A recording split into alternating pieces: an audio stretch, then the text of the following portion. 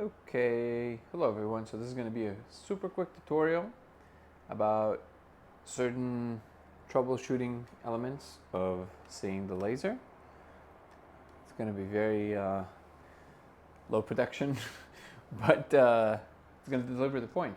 So if you're having a hard time seeing the code in the laser, first of all, know that most likely you're not doing anything wrong. There's nothing magical involved in seeing the code. I think it has more to do with your brain being able to focus on it properly, or your eyes. So one of the things that I found that actually works really, really well, let me turn this off real quick. Okay. One of the things I found that works really, really well is you playing with how far you are from the light. So first of all, if you have been doing it really close, or if you've been observing really close this way, like you're looking through a window, like I'm saying in most of my videos, you might want to try and step back like 2 feet away, about here, and then look from here, and then try and look inside and see if you can change the focal position as to be looking beyond the surface. Okay. The other thing is, let's see if I can show you this from the side. So the other thing is that if you're coming from the side like this is a little bit more tricky, just because you got to be really protective with your eye here. But you're basically going to be, if the laser is projected on the side of the wall here, you see how it hits the side? What you can potentially do, hello Cosmo, this is Cosmo, thank you for the help, appreciate you, bud. Okay, so you're going to be looking from, this is a very high-end produced video, you appreciate it, I'm sure. You will be looking, it's so nosy, it's okay. Yes, I know, this is very interesting. Where's the light? There it is. You're going to be looking at the light from the side, and from the side of the wall. So again, notice where it hits, right? The end of the wall. So you're going to be coming from here, from this side. And it's almost like you're trying to look back at the laser, but not really, but you're looking from, it's almost like from the inside of this tiny area where it's from this tiny area where it actually folds over the wall, so to speak. So you're going to find this tiny slit here that might help you do that. Obviously, then make sure that you cover this eye so the light doesn't hit your face. And then search, let's see if I can capture this. Search like from the side of the wall, like literally from the side of the wall, and see if you can find that one area where you can see it's almost like the light from the inside. That actually focuses enough for you to see something. The other thing you might want to try is what's called Marksman eye. Marksman eye is basically when you look like this, and then you use the further away eye to focus on the target.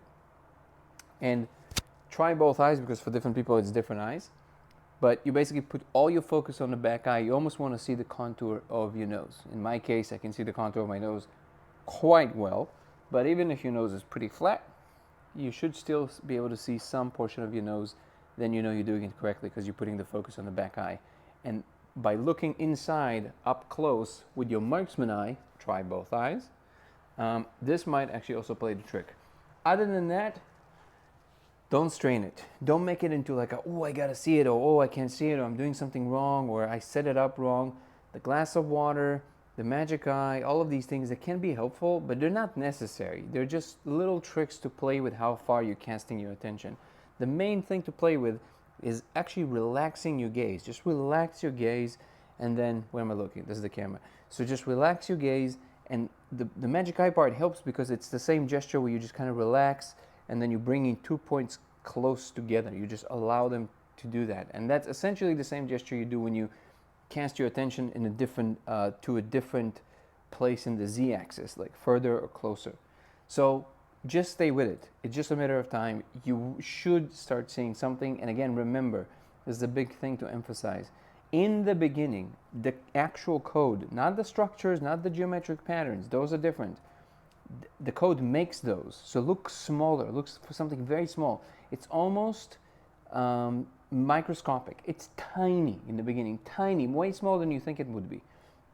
Then after a while, when you sit with that, you will start seeing larger things happening with the code. But first, look for something very, very, very small.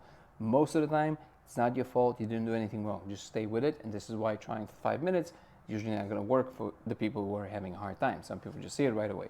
But for people who can't right away, stay with it. It might take 30 minutes, it might take an hour. I had people trying for 2 hours and only then managing to do it. Why that is, I don't know. We're still investigating that. But again, don't put so much strain on yourself. Don't make it into such a big deal. Make it into a fun ride. Don't make it into something that just like, oh, I gotta see it, because that usually actually creates an impediment to have a little bit more fun with the process. So I hope this helps to some degree, and obviously we'll create a document that talks about all this stuff. But I think this very chaotic video maybe gave you a little bit more confidence that you're not doing anything wrong. Just stay with it. You should be able to see it eventually. And when you do, you can't unsee it. Much love, everybody.